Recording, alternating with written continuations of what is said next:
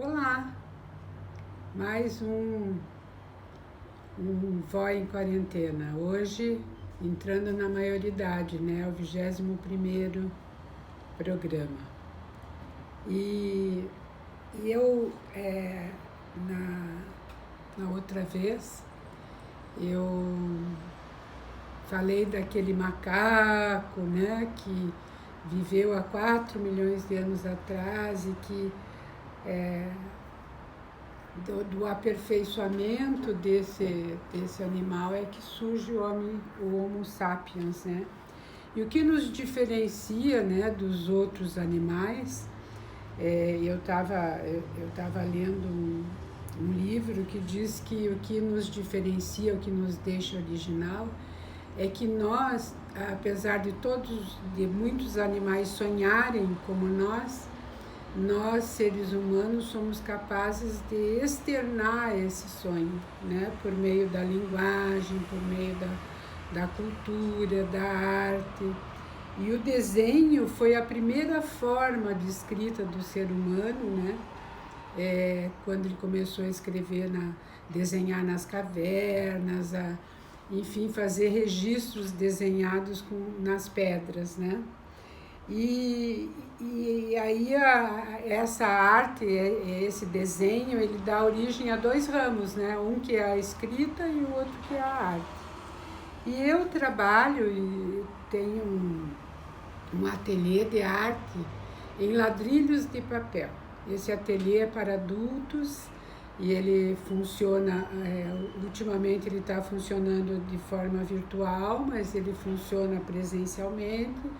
A gente trabalha 2 horas, enquanto desenha a gente medita, a gente ouve uma música gostosa, relaxante e vai obtendo resultados muito interessantes. E nesse grupo tem algumas mães, algumas avós, né? Tem também um homem, né? E que eu acho que não é nem pai nem avô, mas ele traz muita alegria para o ateliê. E de uns tempos para cá, depois dessa quarentena, tem algumas crianças que têm se interessado pelos ladrilhos das avós, né? E aí as avós estão me mandando, mostrando. Ontem eu tive um pedido se eu poderia dar uma aula de ladrilho, de arte em ladrilho de papel para Tarsila, né? Então, eu resolvi falar um pouquinho aqui, né? No ladrilho de papel, a gente trabalha com uma produção desse tamanho aqui, 9x9. Você vê que é um pouquinho menor que a minha mão, né? E a gente trabalha com uma caneta bem fininha, né? A gente vai repetindo padrão, trabalha em preto e branco, pode trabalhar colorido também. Também trabalhamos com a aquarela, né? Mas eu estava pensando que para criança, para começar, talvez seja bacana a gente trabalhar com o tamanho azulejo. Então é uma medida de 15x15. As crianças que não sabem usar régua podem pedir para o pai e para a mãe, né? Para fazer um tamanho 15x15. E as que já estão aprendendo a usar régua já podem usar. Peguem uma folha um pouquinho mais durinha, né? Não façam na folha sulfite. E eu penso que nesse tamanho maior, vocês podem usar a caneta, como é que chama essa caneta? Hidrográfica, né? Com a pontinha grossa mesmo, para a gente começar a exercitar. E depois, então, a gente pode ir para uma caneta de ponta mais fina, né? Bem fininha, depois que já tiver uma certa firmeza, porque quando a gente começa, a mão é meio pesada, sabe, crianças? E aí a gente vai aprendendo a deixar a mão mais leve. Então, como é que a gente faz? A gente recorta o 15x15, aí a gente pega o lápis e faz uma marquinha, uma bolinha, para a gente fazer uma margem. Não tem problema se não ficar reto, porque a arte é assim mesmo, as linhas curvas, elas deixam o trabalho até mais bonito. Então, não precisam se preocupar se está reto ou não. Depois que a gente fizer a margem, a gente vai dividir esse espaço, porque para repetir padrão, a gente cansa se a gente tiver espaços muito grandes. Então, vocês com o lápis bem de levinho, vocês vão separar, não precisa ser desse jeito que eu estou fazendo. Vão separar em pequenos espaços, né?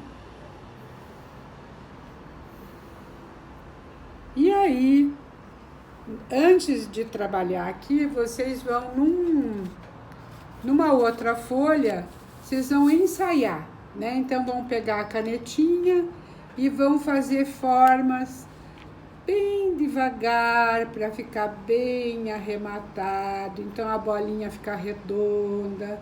A gente pode repetir riscos, a gente pode repetir riscos em ondas, a gente pode repetir riscos em serra, né?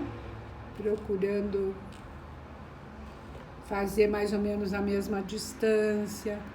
A gente pode repetir padrões assim, desse tipo, que parecem plantinhas, né? A gente faz mais baixo, mais alto. A gente pode fazer triângulos, meia-lua, caracol, né? Espiral. Dá para fazer também triângulos maiores, que a gente deixa a ponta colorida e vai encaixando um no outro. Então, a gente pode criar o que a gente quiser, né? E aí, nesses espaços aqui que estão separados, a gente começa com a canetinha, depois que treinou bastante, com a canetinha a fazer no espaço até ocupar todo ele. Se a gente errar não tem problema, a gente improvisa. Se por um acaso a gente cansar muito, né, dizer, ai meu Deus, eu vou fazer bolinha nesse espaço inteiro, eu posso entremear com alguma outra coisa, né, e vou preenchendo esse espaço. Fica mais ou menos assim, ó, se você usar várias cores. Eu não tinha muitas cores dessa ponta mais grossinha, então ficam feitos azulejos, né? E depois aqui em casa, eu tenho a minha neta que ela trabalha com sublimação. Aí se vocês mandarem a estampa por e-mail, numa boa resolução, né? Pode fazer uma digitalização com uma boa resolução, ela consegue passar para o azulejo e vocês podem fazer um quadro de azulejo, mas também dá para fazer o quadrinho assim, só com a caneta. Quando vocês forem ficando craques nisso aqui, então a gente pode trabalhar no quadro pequeno, né? Aí com as canetas de ponta fina, que podem tanto ser essa brilhante aqui, que essa daqui não é a prova d'água, ou pode ser a nanquim, que é uma caneta mais cara, e aí vocês precisam cuidar, né, para não perder a ponta muito. Então tem que estar com a mão já bem levinha, tá bom? E eu queria contar para vocês uma coisa bem legal, que a avó em quarentena, ela saiu, foi divulgada no jornal de uma escola aqui de Curitiba chamada Trilhas, né? Então, a Trilhas tem um jornal que ela tem disponível na internet, né? E nesse jornal tem uma porção de ideias, de atividades com experiências, com arte, com escrita, com histórias.